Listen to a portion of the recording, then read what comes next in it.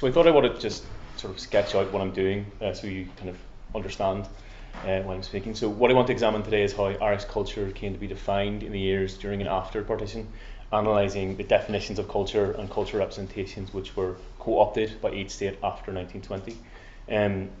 This will focus mostly on the first few years after partition. So reading the treaty debates and a number of texts such as the periodicals which were sponsored by the Republican Cultural Society, commonly Act and FOBO. I'll describe how the political legitimacy of the new Irish state was underwritten by definitions of a Gaelic culture. I will then briefly look at the representation of Ulster, both historical and contemporaneous, in these canonical and fugitive texts of Irish separatist nationalism. So the argument will then turn to the contrapuntal construction of an exclusionary Ulster culture, mostly through examining the publications of the Ulster Association for Peace with Honour, founded in 1921. And I'll then turn to the Ulster Review, a broadly unionist cultural journal which took up the activities of the Ulster Association. And obviously these are simply examples from a wider project, as Peter sort of mentioned, about Irish culture and partition from 1920 to 1953, and I'd be very happy to discuss either more literary or artistic examples from that period after, or really anything else that arises in the course of this talk.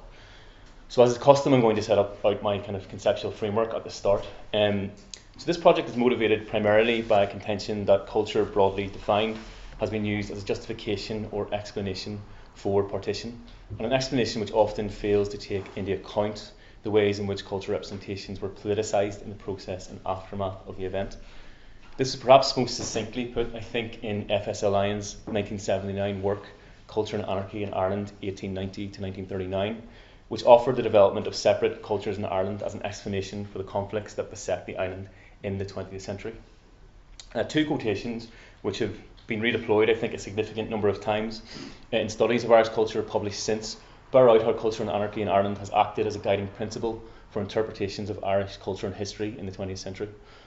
So the most important consequence of the 1921 settlement was that by concentrating attention on physical boundaries and questions of political sovereignty, it postponed almost to our own day any serious consideration of the cultural differences that underlay the partition of the country. And also later in the work, the Ulster situation can only be understood, however dimly, in this historical context. To seek to lay bare the historical roots of difference will not necessarily lead to a solution, but the recognition of difference, especially by Irishmen themselves, is a prerequisite for peaceful coexistence. So I think these quotations have their own guiding principles, rooted in the sort of much contested tradition of interpretation of culture and society that the book's title alludes to. And while paying homage to the work of the 19th century cultural critic Matthew Arnold in the title, in the first quote, Lyons modifies the English cultural critic's maxim that culture suggests the idea of the state, to argue that culture instead, in the Irish context, suggested the idea not of a state but of partition. This interpretation was rooted in a rejection of Arnold's view of culture as a unifying force, with Lyons instead arguing that culture has worked against the evolution of a homogeneous society, and in doing so has been the agent of anarchy rather than unity. So while in this second excerpt, Lyons posits that cultural difference might lead to some form of peaceful cooperation on the island, reflecting, I think, on the moment of writing in 1979, this is at odds with the central statement of his thesis that culture has been a divisive rather than reconciling influence. So viewed by R. F. Foster, amongst others, as a largely pessimistic study, Culture and Anarchy in Ireland was also riven with the kind of contradictions that were prevalent in the period he was studying. But it's also unfortunate in many respects that Lyons' analysis has often been summarised, as I suppose it is being here, simply with reference to these particular quotes, in what was, I think, for all its sort of drawbacks, a pessimistic, as Roy Foster stretched out, but thoughtful study of the cultural differences on the island. And while I'm less sort of concerned here with culture and anarchy in Ireland than with its aftermath in studies of Irish culture in the 20th century, it's important to note that this type of analysis has rarely been undertaken in such a comprehensive way since, with some notable exceptions, by Terence Brown, Gillian Mackintosh, Guy Woodward, James Laughlin, amongst many others. These understandably focus, I think, on individual states in the aftermath of partition, and while scrutinising the relationship of culture to the state in this period, none of these are solely concerned with partition as it affected cultural production. One of the exceptions, obviously, was Claire O'Halloran's Partition and the Limits of Irish Nationalism, published in 1989, which undertook a searing analysis of attitudes towards the northern state and its inhabitants in the aftermath of partition. Dragooning lines into this analysis, O'Halloran argued that the six-county state emerged because of irreconcilable differences between North and South, differences which were then reflected in the literature and journalism of the Free State and the Republic. In these depictions, for example, O'Halloran suggests that Belfast represented all those elements of the newly separated area which were foreign and obnoxious to most people in the South.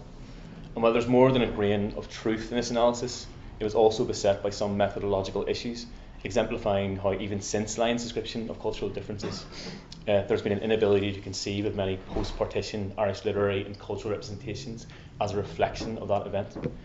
O'Halloran focused only on the print culture of nationalism in the Free State, and as those of you who have read it will remember, the study was actually instigated by a desire to examine the literature and historiography of Ireland's division, only to find that, as she says, there was insufficient literary evidence for any major sense of public trauma over partition. And while there may or may not be insufficient evidence of a public trauma, there is certainly a range of reflections upon partition in the mostly identical period I'm studying. For its part, Joe Cleary's 2001 Literature, Partition and the Nation State looked at comparison of Ireland's experiences of partition with those of India and Palestine, generally commenting only on a spate of Troubles novels and John Hewitt's conceptualisation of regionalism from the 1940s onwards. And it's a particular source of regret, I think, that his often lucid readings of Irish literature are not extended to the first decades after partition, especially since Cleary has been an astute, close and distant reader, I think, of culture in Ireland, and his lack of detail on Ulster in the 1920s corresponds with Irish cultural studies, I think, more generally since. This long-standing absence was noted by Margaret O'Callaghan when assessing the state of research into the partition of Ireland in 2006, in saying that there has been little scholarly work on the foundations of the Northern Ireland state, on the Boundary Commission of 1925, on the scholarly and policy-driven normalisation of partition, on Northern nationalist politics and on unionist political culture through the pre-1966 decades. While O'Callaghan mentions a number of exceptions, including many of the ones I've just listed, these largely remain exceptions, particularly, I think, in the field of cultural studies. Most of the pioneering work on partition and border studies in Ireland has been undertaken in political history, economics and sociology, and comparatively little has been done to sketch out the relationship forged between writers or artists and the northern or indeed southern states. But it's not all bad. Peter Leary's exceptionally timely study, Unapproved Routes, Histories of the Irish Border 1922 to 1972, I think it's transformed the current sort of scholarship on partition, in itself traversing the unapproved routes of Irish historical and cultural studies. Leary recovers accounts of the experiences of those living on the border, including fishing, cockfighting, smuggling and the illegal roads of his title. As he states in his study, it penetrates the lived histories of the Irish border, a place where two political jurisdictions and with them culture, identity, economic and social life and politics collide. And a sense of culture as a metropolitan imposition on the inhabitants of the border area is most fully fleshed out in his chapter on the cockfighters, which explains how the concepts of culture and society that were being propagated by each state in the period were remote from the perceived realities of life on the border. Clearly they did not belong to the Ireland of athletic youths and the laughter of happy maidens that De Valera had envisaged, but maybe to the one of comely maidens dancing at the crossroads, which he never really did. The authoritarian and homogenising instincts most decried of both states in Ireland for much of the 20th century emanated from, as amply as they besieged, their metropolitan elites and urban centres.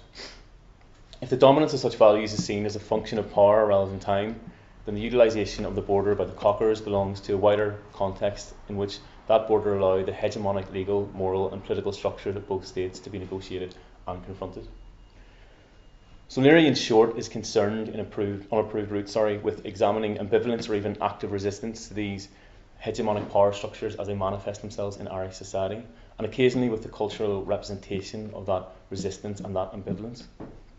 But his intervention into Irish studies and border studies more generally has been to shed light on the legal, moral and political structures which emanated from these metropolitan elites and urban centres. As he explains in the introduction, the border which made partition real exposed those identities to sudden questioning and disorientating change. In citing Liam O'Dowd and James Anderson, Leary describes how territorial division was neither the most desired nor the most readily envisioned outcome of any of the Irish parties to the conflicts that preceded its implementation. With the United Kingdom, Ireland and even Ulster all divided, no previously imagined community was left intact. I mean, this obviously invokes the work of Benedict Anderson to describe the colossal shock that ensued from the division of Ireland and the subsequent pressure this put upon local communities and identities in the border. So the theoretical intervention that unapproved routes makes in Irish studies can also be extended, I think, into how cultural representations were bound up in state formation, how what he calls these authoritarian and homogenising instincts came to be projected both by and onto culture, by the literature and art that surrounded the establishment of each state, but also how each state fostered particular types of representation to suit their new moulds. My interest, both in terms of the project and more broadly today, is to examine the construction of competing cultural hegemonies on the Ireland after partition. As David Lloyd and Paul Thomas argue, emphasising the culture does not suggest the foundation of a state but its reproduction. The values to which the discourse of culture appeals, which it seeks to preserve, are those by which it is defined: wholeness, interest, humanity, cultivation and reconciliation. If Lloyd and Thomas maintain that culture serves not the individual but the interest of the state by violently and often quietly suppressing any viable alternatives, and this demands some scepticism to Lyon's contention that culture has emerged from a natural inclination towards anarchy in Ireland, of which partition was one inflection. Looking back to Lyon's argument that culture could potentially cultivate forms of reconciliation in the Ireland of his time is a quite contradictory argument. It's very clear that at least he was not as opposed to the Arnoldian view of culture as a means of self-fulfilment. But either way, a more productive lens through which to interpret Irish culture is to examine the ways that each state sought to use that culture in the processes of state formation that so besieged the Irish border residents. In particular, I want to examine these formations in the years of instability that followed the Better Government of Ireland Act of 1920, in which the sudden and disorientating change of partition, along with the Irish Revolution more generally, required a definition of culture and representational examples which could safely explain the origin of these new states. So although often descending into the kind of anarchy that Lyons felt characteristic of Irish history, there was a broad consensus on both sides of the treaty debates that the ethical basis for citizenship of the Irish Republic or the Free State was a culture that predated the Norman invasion of Ireland. Both culture and civilization were frequently used in the proceedings with a particular adjective, and most commonly by those voting for the treaty. For example, Chaptadala for Sligo Mayo East, Alexander McCabe argued, "As regards the treaty in general, I would ask consideration for it on four main grounds. First, that it enables us to set work at once building up the Gaelic state with a distinctive language, culture and civilization." This is further elaborated by Dr. Richard Hayes, TD for Limerick East, who saw the treaty as a chance to rebuild here in this country the old Gaelic civilization that went down at the Battle of Kinsale. Its adoption will mean the revival and spread of Gaelic culture. It will mean the leavening onto everybody's Irish life, the old traditional and the old heroic memories. As Pierce Beasley of Kerry East pleaded, "When the British have evacuated our country, the Free State will be just what we make it, and we can make it a great and glorious land, the home of a fine Gaelic culture." The many other arguments in the debates for the treaty's potential to develop a bespoke Gaelic language policy were rhetorically justified in this way by drawing upon conceptions of historical memory that had been made fashionable, obviously, in the Irish and Gaelic revivals. The treaty was then here figured as a return to the cultural and historical roots of an Ireland that was united, Gaelic and free, an ideal which had much support, I think, on both sides of the House. Of all the contributors to the debate, though, the Liverpool-born Beasley was heavily invested in this return and exceptionally active in the process of elaborating this Gaelic culture since his tutelage in the Gaelic League and his later involvement with the body Common Lact and Fubble. This latter body in particular was active in sponsoring a vision of Irish life that could, in the words of its president Alice Stockford Green, build up the sense of national life and duty and encourage interest in the problems which concern every one of us if we are to make a new Ireland industrially and economically. As Green described the sort of formative days of the group, in the early summer of 1920, a small group of friends of Irish education began to discuss privately a scheme of lectures to meet the growing desire for knowledge in the country districts of Ireland. This group of friends included Beasley, along with what would be his fellow TDs, Owen McNeill and Sean Milroy, but also the soon-to-be a regular Erskine Childers, his wife Molly Osgood, and a sort of range of other religious and academic figures. The Society quickly set about publishing a series of pamphlet lectures that offered a broad consensus for the elaboration of Irish nationalist interpretations of economics, industrial development, social problems, history, biography and art, as all the headings went. And this lecture series commenced print in January 1921, mere weeks after the Government of Ireland Act and in the midst of the War of Independence. The contributors proselytised for a sense of cultural history that was, for the Society, powerful testimony to the resilience of Irish civilization since the series of conquests and colonisations that had supposedly disrupted it. And this series of pamphlets, all of which were banned as seditious literature by the British censor, included contributions from McNeill and Beasley, as well as Susan Mitchell, Jack B. Yates and P.S. O'Hagerty. But the flagship publications of the Society were those of President Stopford Green herself, who had a growing reputation as a polemic historian of Ireland. As Agnes Mitchell argues, her work since 1908 was deliberately provocative, often revolutionary, and caused various reactionary elements within the Irish Academy to erupt with a sense of confused indignation. Green's work was particularly concerned with examining a loosely defined Irish culture which effectively buttressed the history of saints and scholars. Although this narrative traversed her work, it was exemplified in the 1921 two-part pamphlet, The Irish National Tradition, which elaborated some of the central tenets of Common Lact and Fubble. The Irish National Tradition was actually a reprint of an article published in 1917, which argued in the academic journal History that there was no ruin more fatal than that shattering of the Irish race. So, taking issue with the range of interpretations and definition of nationality in this journal, Green argued that many of these were too practical and, so to speak, external, without reference to the spiritual life and tradition of a people. Expanding upon this concept of tradition, she described it precisely in terms of the long-serving culture and barbarity binary, rewriting instead the dominant colonial conceptions of Ireland in a moral tale. The subject of Irish tradition and culture is still so unexplored that the best scholar feels least inclined to dogmatise. Certainly none can ever venture again to dogmatise in the old harsh and vulgar sense of contempt. There is in Ireland a fine and fascinating literature which, because it has never been studied as European literatures have been studied, has been ignorantly assumed to be of merely barbaric interest. So as perhaps the most influential of the growing number of historians of Gaelic Ireland in this period, Green was in 1917 attacking the perceived cultural inferiority of the historical Irish nation as she saw it in the Academy. But repurposed 4 years later and republished under Common Lact and Fubble, the pamphlet was demonstrably intended as an intervention, I think, into the polemics of the Irish Revolution. As De Valera's preface to each published lecture stated, the Society hoped to expose current first principles and to bring exact knowledge concerning correct problems into every home in Ireland. In other words, the pamphlets proposed a canon of interpretations of Ireland and its history in which a largely Gaelic conception of Irish culture was an arguable proof of the island's independence from Britain. So as the range and scope of Common Lact and Fubble suggested, Alice Stopford Green was merely one of the contributors to their efforts, and indeed to the wider efforts to write a deeper history, I think, of Irish culture in these years. Green's pamphlets were, however, a precursor to her 1925 work, A History of the Irish State to 1014, written in her last years while she also served as a senator for the Irish Free State. This later work offered the existence of a pre-Norman culture and society as evidence for Irish separatism, in the process blurring the boundaries of culture and the state. If we yield to the belief that Ireland had a law and culture made by our own people and duly worked out by them, it is plain that the whole of medieval Irish history must be rewritten, not as a conflict between civilization and savagery, but as a very real and tragic part of the story of how man from his first origin has laid on him the necessity of creating the law by which he can best live. And you can sort of see even in the publication sort of context it stresses the unity of Ireland by overlaying modern geographical reference onto the kind of map of Ireland as well. So, as with the rest of Green's work, culture is effectively an expression of political legitimacy, here interchangeable with the law. In critiquing the prominence of morality tale in Irish history, R.F. Foster took particular issue with this anachronistic conferring of legitimacy to the Irish Free State. Considering a history of the Irish state to 1014 as a particularly debased example, he argued that Mrs. Green's pre-invasion Ireland was a classless, egalitarian commonwealth, where the earliest and the most passionate conception of nationality flourished. Democratic continuities were asserted, the purity of Gaelic culture emphasised, and the moral as well as aesthetic superiority of Gaelic civilization trumpeted.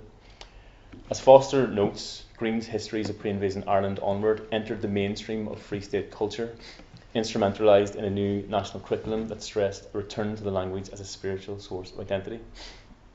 In this, it clearly competed with the alternative conceptions of culture and historiography that were growing elsewhere on the island, and incidentally the references to Ulster in the Irish national tradition figured as a repository of the ancient culture that the pamphlet sponsored, a place where the counties of Down, Armagh, Monaghan and Fermanagh were brimful of poets and scribes. In other parts, Green, arguing that Irish culture and tradition still carries the dignity of an ancient inheritance, recounts a litany of anecdotes that are offered as testimony of the continued appeal of Gaelic culture to the province, describing the scenes universal in Ulster when after Mass the whole congregation passed into the churchyard and prostrating themselves on the graves of their ancestors renew that ancient tie of race and national aspiration. Both the pamphlet and the later history constantly return to this broken tradition of Irish national sovereignty as an historical precedent for Irish independence.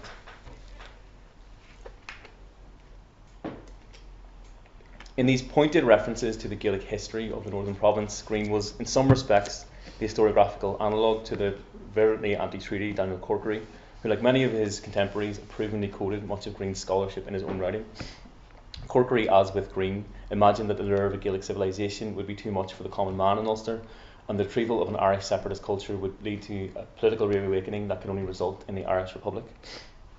And in its popular aftermath, this description of Ulster as a place that was once the epicentre of Gaelic civilization, but now seemingly lost to the ravages of a British form of industrial modernity, led to a popular denigration of the province and by extension the northern state as a place without any cultural foundation. For example, even in the slightly anti-Gaelic description of Irish culture, the novelist and revolutionary Liam O'Flaherty claimed in a long sort of diatribe that Ulster's inhabitants have remained so illiterate and barbarous that whenever one of them becomes civilised or even partly civilised, he is forced to flee from his environment lest he may be devoured by his neighbours. The present caste, during their repeal of rule in Ulster, produced nothing in a cultural sense other than a barbarous rite, which consists of beating a drum savagely with bare fist until the blood spurts from the wrist veins. The only poetry of this knighthood consists of a few scurrilous illiterate poems. Their drama consists of an annual mock battle in which nobody is killed but in which everybody gets drunk. Now, however, that the working class of Ulster is beginning to revolt against the barbarous tyranny of its illiterate rulers, we hope that the province may become once more an honour to our community. And there's plenty more. I've actually edited that quite heavily, so you can look it up. So,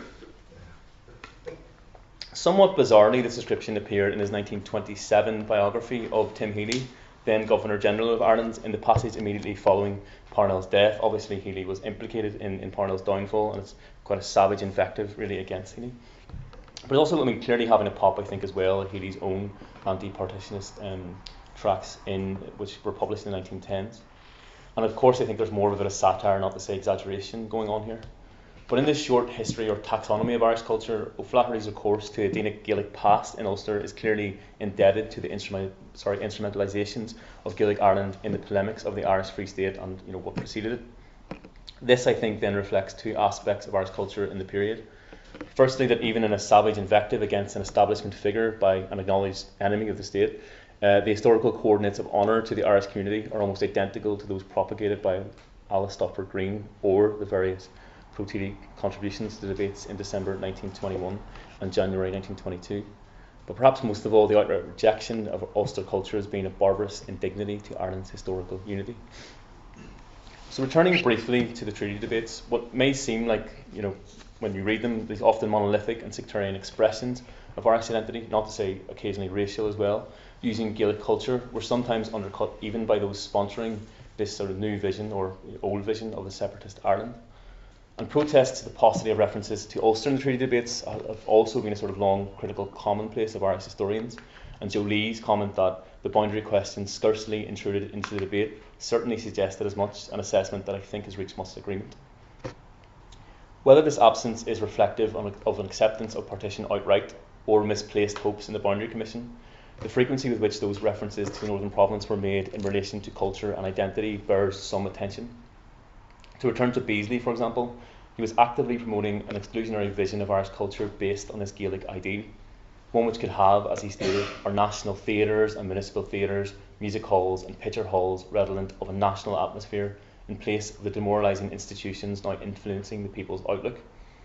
But in the same exchanges railing against the anti-treatyites as concerned with the question of formulas, he argued for the prospect of a free, happy and glorious Gaelic state that for him retained a broad appeal for all citizens of the island. There are still some people who say they love Ireland, but to them it seems to be a name and abstraction of formula. To me, Ireland is the Irish people, the plain men and women that live in the cities and on the hillsides of all Ireland, including North East Ulster. The old women by the fireside, the young men working in the fields and the girls in the shops, the orange working man of Sandy Row and the Molly Maguire of South Armagh, the men on city tram cars, all types and classes, good, bad or indifferent. Remember, those people are Ireland. Ireland is not a formula, but a fact. Well, this sort of seems, in part, as a sort of antidote to the later sort of cultural denigration propagated by O'Flaherty. You can also see this equally invested in this revolutionary potential of the Ulster Protestant proletariat, and invested in a way which is clearly wrong-headed, I think.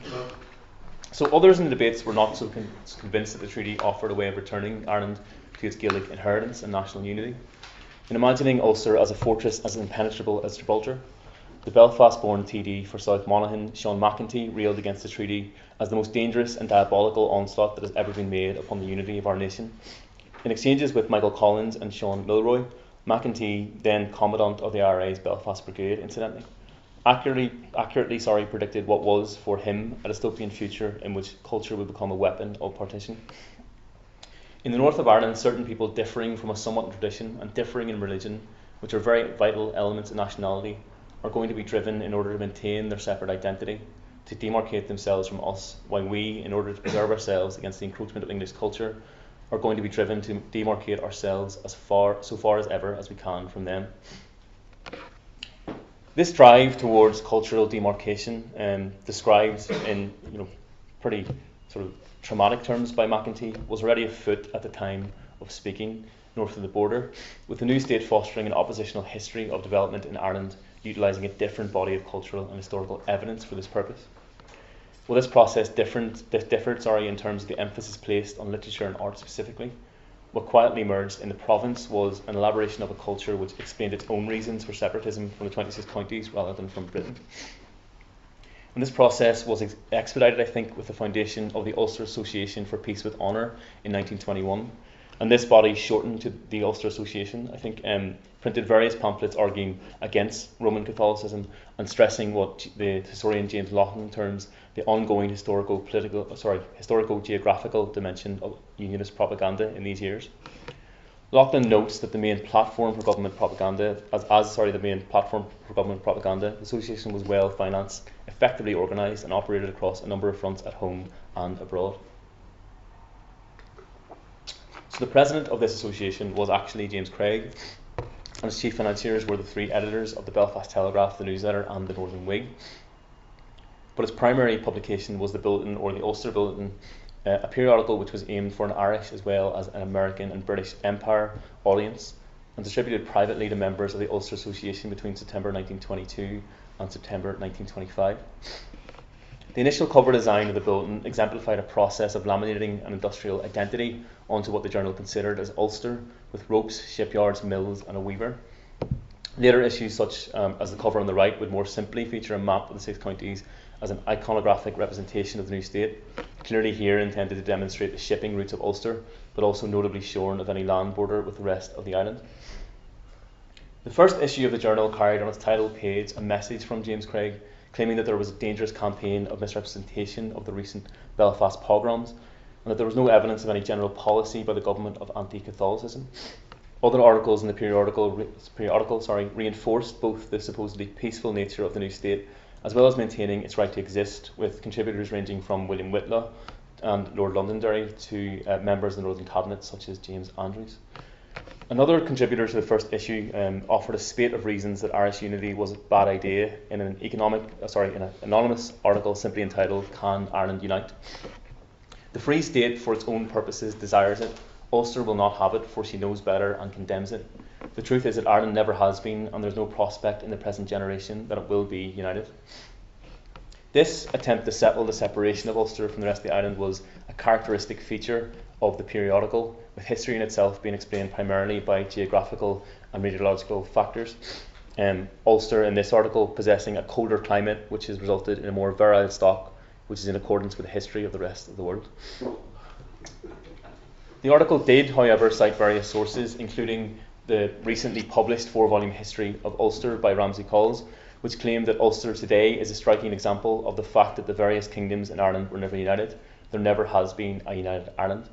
The similarity between the journal article and Colls' own work exemplifies how political rhetoric and the writing of history were almost interchangeable in their terminology. But Colls' vast 4-volume tract, which unlike Alice Stopford Green's contained little in the way of cultural analysis or description, and was advertised frequently in the pages of the short-lived bulletin. It was listed amongst the recommended histories for readers of the Ulster Bulletin, the majority of which were concerned both with a different sort of chronology as well as different geography to that adhering south of the border. Of these, and in the slide on the right, the only sustained commentary on culture in Ireland was made by the sort of Tyrone-born historian Lord Ernest Hamilton, whose The Soul of Ulster, published in 1917, clearly entered into the same polemical debates about culture in Ireland that propelled Green's own moral tale of Irish cultural sovereignty. At the end of the 16th century, England had advanced to a comparatively high state of civilization. Ireland had remained stationary. The contemporaries in Ireland of Shakespeare were the rhymers extolling in verse, which mercifully has not survived, the beastliest and most odious parts of men's doings. Century after century had passed without Ireland registering even a fractional advance in manners or culture. It systematically resented all attempts to raise it out of the mire. In that mire it lived from the back of history, and in that mire it was content and indeed determined to remain. Settled laws, settled industries were beyond its understanding, and like all Aboriginal countries, it resented what it could not understand. The bane of the country has always been its geographical position. As an aside, the Soul of Ulster actually, sort of repudiating someone like Stephen Howe immediately in its first passages, effectively suggests that the Ulster sort of question is bound up in the general ethics of colonisation, and uses the term colonisation to describe the colonisation of Ulster rather than Ireland, and sort of very proudly adopts, I think, a British Empire identity. So the quote here is actually from the quote which Hamilton makes, not mine, is actually from the contemporary unionist historian, or contemporaneous unionist historian David Bagwell, and the emphasis on an alternative conception of history is reinforced by a repudiation in strikingly similar terms to O'Flaherty of the basis of this Gaelic Irish culture in the context of William Shakespeare.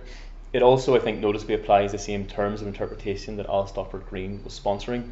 The idea of culture as being a prerequisite for settled laws, returning again to this Arnoldian maxim, culture suggests the idea of the state.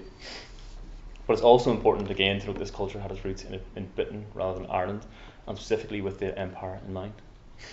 So returning to the bulletin, compared to the various contributions on recent political events, as well as the general commerce and industry on Ulster, there was very little in the way of cultural commentary or criticism in the mould of Hamilton. Taken as a whole, the Ulster Bulletin was seemingly far more concerned with commerce, industry and the empire rather than any description of a burgeoning culture in the north of Ireland, or indeed one which had predated partition.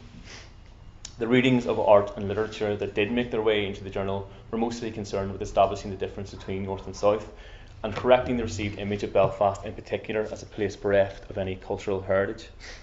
One review of William Connor's 1923 exhibition at the QUB Gallery in London exemplified this recalibration of culture according to its political values, specifically in the context of partition.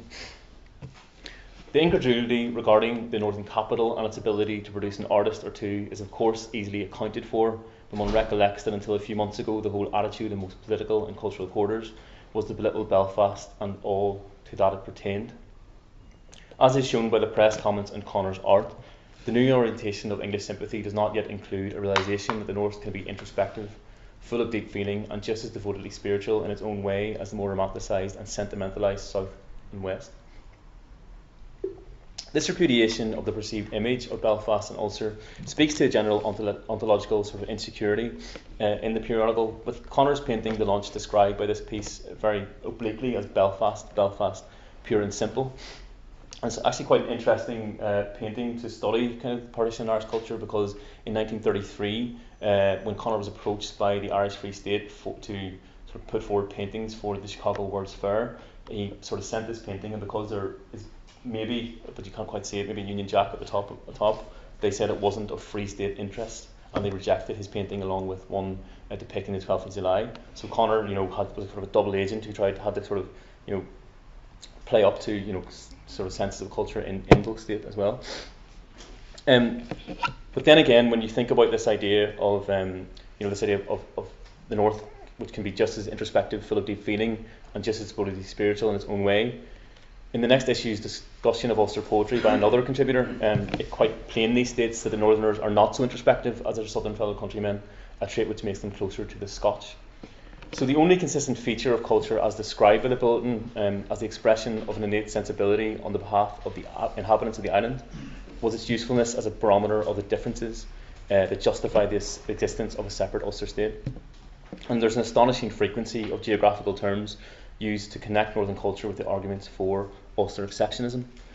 But in this it also set a template for interpreting Irish culture based on often loosely defined Ulster character that was followed by other reviews and commentaries in literature and art in the 6 counties.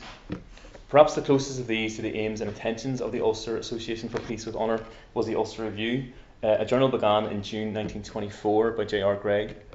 Well, unlike the bulletin, the review initially declared a critical distance from the state and a disinterest in politics, but the call for contributors and the terminology employed throughout the first issue plainly betrayed the leanings of the editor, as the call demanded, we want life redolent of the atmosphere of Ulster, whether it be agricultural, industrial or commercial.